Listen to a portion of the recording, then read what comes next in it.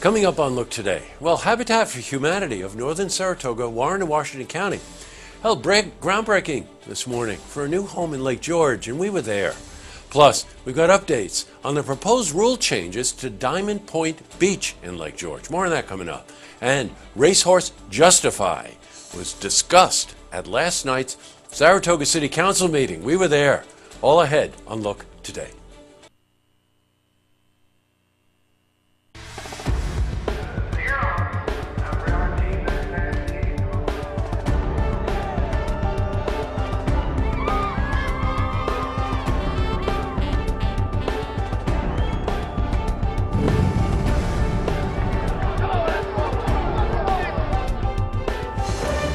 Welcome, everyone. I'm J. Hood Jackson, and this is Look Today. Well, in tonight's program, I sit down with Jennifer Frame.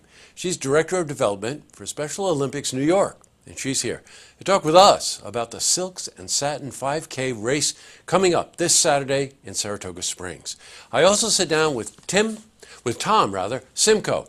He's a tax attorney with Bond, Shennick and King, and he's here to talk with us about the recent U.S. Supreme Court decision to make state retail sales tax apply to online purchases. Big issue.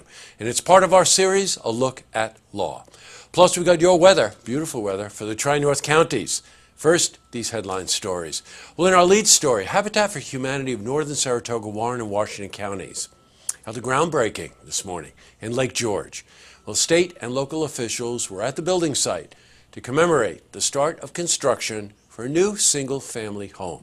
Now, Habitat for Humanity recipient families come from many different backgrounds and have a lot of different stories, but they share something, a desire for a safe place to live, and just need a helping hand to get there. Well, as with other Habitat-built homes, the new project in Lake George is built with donations, corporate sponsorships, volunteer labor, and community support. Well, we were at the groundbreaking this morning, and we spoke to Adam Feldman. He's Executive Director, Habitat for Humanity for Northern Saratoga, Warren, and Washington counties. To be a Habitat homeowner is really quite hard. You have to put in 500 hours of work to be on site to do it, and no family can put in 500 hours. The number is intentionally high to force the community to come together, meet the family, get to know the family, bring your church, bring your corporation, bring your friends, bring your extended family. You know, a couple weeks ago we had a family from New York City visiting Lake George, and they took a day from their vacation to give back to the community, and we had 15 people here from New York City staying at Lake George working on site. It's an amazing organization. I'm pretty sure I'm right about this. I think it started in the 70s when Jimmy Carter was president. Now, one of the attendees was Senator Betty Little, and she's worked directly with housing and urban development to help promote the importance of organizations like Habitat for Humanity. And we spoke with her about community support. There's a lot of volunteers working there. They have some hired, but a lot of volunteer and donations. So what a community that we can come together and create a home for a family that needs an affordable house where they can live and where there are jobs that they can work at. Now the criteria, by the way, to apply for Habitat for Humanity involves quite a bit on the part of the recipients. They have to be able to prove that they can pay for the home, and they also have to put sweat equity in the building of the home. It's really quite an organization. All right, in other news, we got an update on the proposed rule changes to the Diamond Point Beach in Lake George. Now, we reported previously, town officials had been considering rule changes for the beach. Now, this would include installing a card reader. Well, since receiving quotes on the cost of installing that scanner, the idea has been changed. Now, in its place, the town is proposing a residents-only pass that could be applied for at City Hall. Now, there was a public hearing scheduled on this matter. However, it's been postponed to a later date. Well, we spoke with Supervisor for the town of Lake George, Dennis Dickinson. We've been trying to determine the best way to control who goes. The beach was left to the town of Lake George for the people of the town of Lake George.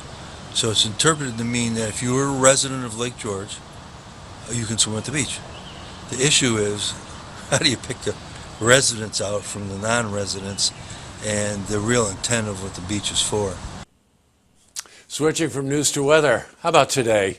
Could it be any more beautiful? Sun, low humidity, Temperatures in the high 70s, low 80s.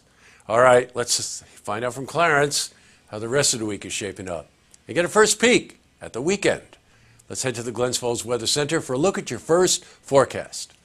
Thank you, Jesse. I'm meteorologist Clarence Ponser with your first look weather update on Look TV. Here's our national satellite and radar drawing across much New England, along with much of the Great Lakes as well.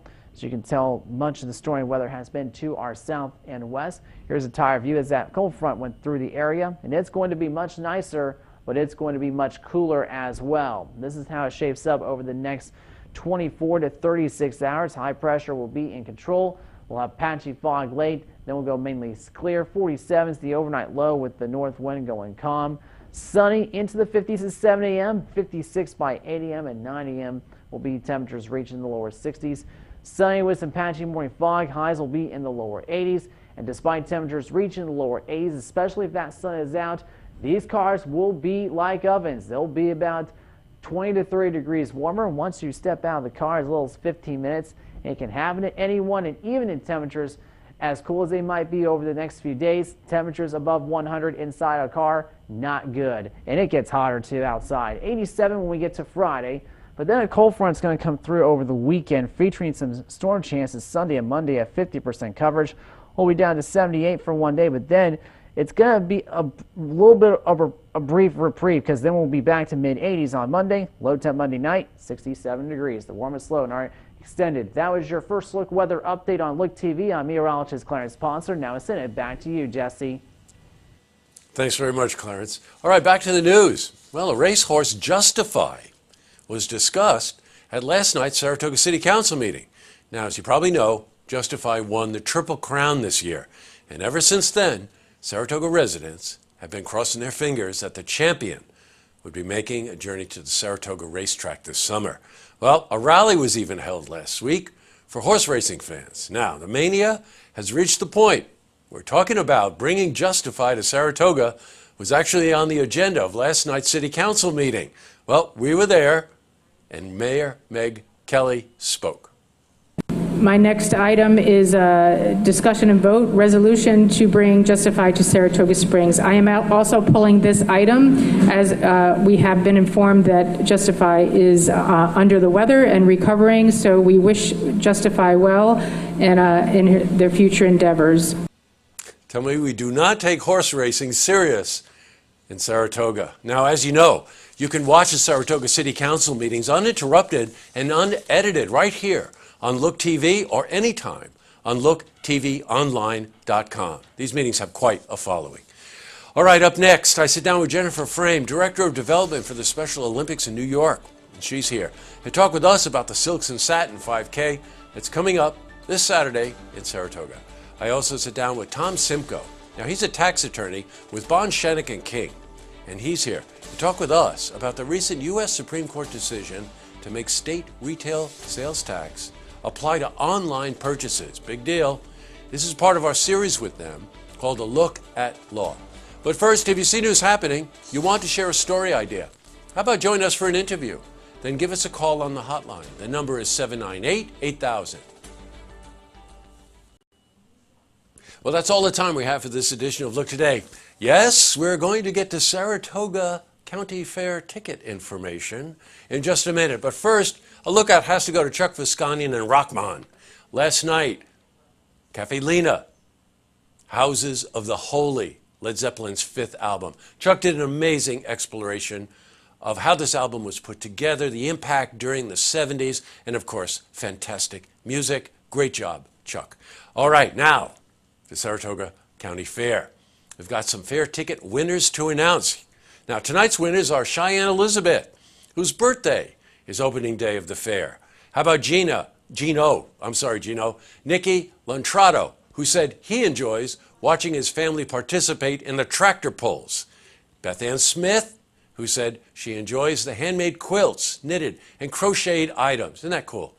Chris Warner, who says that he likes taking his son on rides. And Christina Perro, P-E-R-O, who says she and her children love the cows.